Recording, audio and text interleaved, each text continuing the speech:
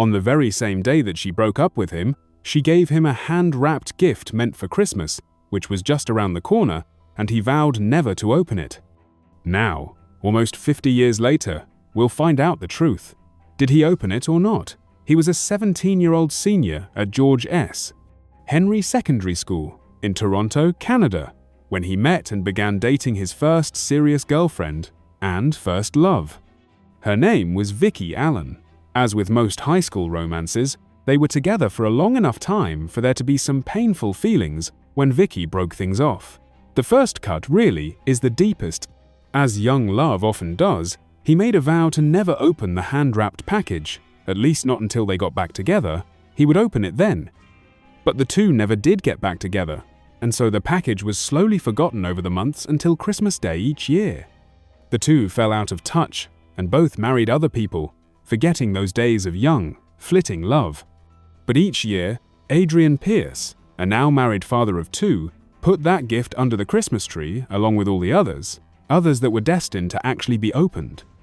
Adrian's wife eventually put an end to the tradition by banning it from being under their tree.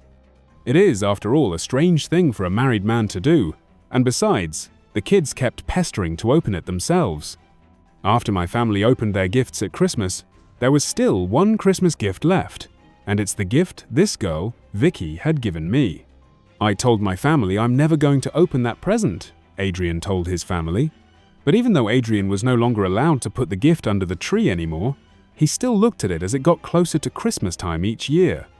He kept it initially because I guess I had hopes that we would get back together and open it together, Adrian said. Now it's just become a habit after 47 years of looking at it and having the pleasure of not opening it.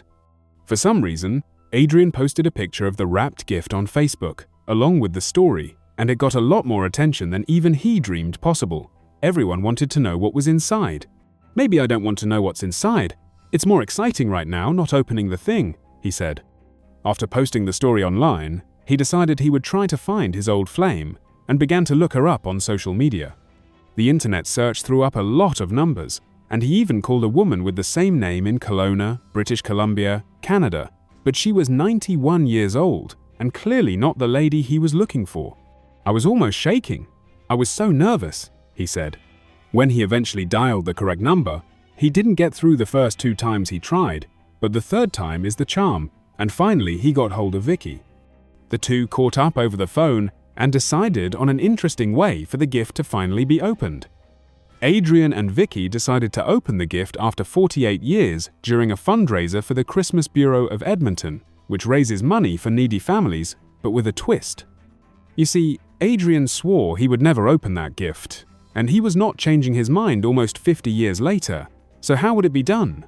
Well, Vicky would open it, of course. On a Thursday, she traveled to the city and opened it for him, standing next to him on stage in a packed cafe northwest of the city, with his wife Janet watching in the audience. It was so long ago that even she didn't know what she had given him, and when she opened the wrapping, she exclaimed, "Oh no, I can't give that to him." The gift was a book titled Love Is, New Ways to Spot That Certain Feeling, which is rather inappropriate as Victoria herself admits in an interview, "I do not recall buying the book. I do not recall wrapping the book, and I certainly don't recall the book itself." In hindsight, it couldn't have been more inappropriate under the circumstances. It couldn't have been less careless of his feelings, and it just goes to show how ignorant a 15-year-old can be. The reason why Victoria didn't want to give him the book was also discussed at the same interview.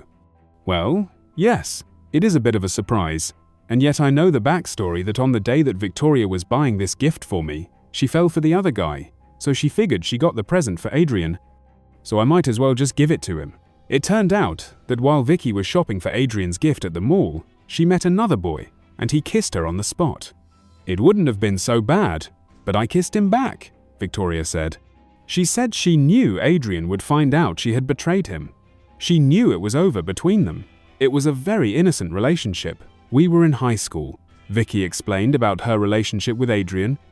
"I didn't know he felt as intensely as he did." When Adrian was asked how he had finally found Vicky, he had a bit to say on the matter. "It took quite a long time to establish a relationship again. I had to prove to her who I was, and she had to prove to me that she was who she was." and there was a simple way to do just that. There were 3 women who said they were her, and we had to check them out, because I asked them very specific questions about something we might have done on a date. 2 of them didn't answer, this one did, and then we connected by telephone, and as soon as I heard her voice and her kind mannerisms, I was pretty sure it was her. Are you surprised that Adrian kept this present, putting under the tree year after year? Asked the reporter. Surprised is a bit of an understatement. Shocked. When I first heard about it, I was astounded that anybody would hold a grudge that long, or possibly remember me that long, and even be able to stand the temptation that long. He's since written a book about the whole experience, and his wife and Alan contributed chapters. I think it's absolutely fantastic that we're friends. My wife is friends with Vicky, Adrian told the crowd. We're in a fantastic place where all you can feel is love. But now many people wonder just how does his wife really feel? Adrian still placed the dog-eared gift under the tree every Christmas because he enjoyed the mystery of it. But eventually, his wife put her foot down when their daughter, then 5, wanted to open it. She said, "Daddy, when you die, I'll be able to open it, right?" I told him he could keep it.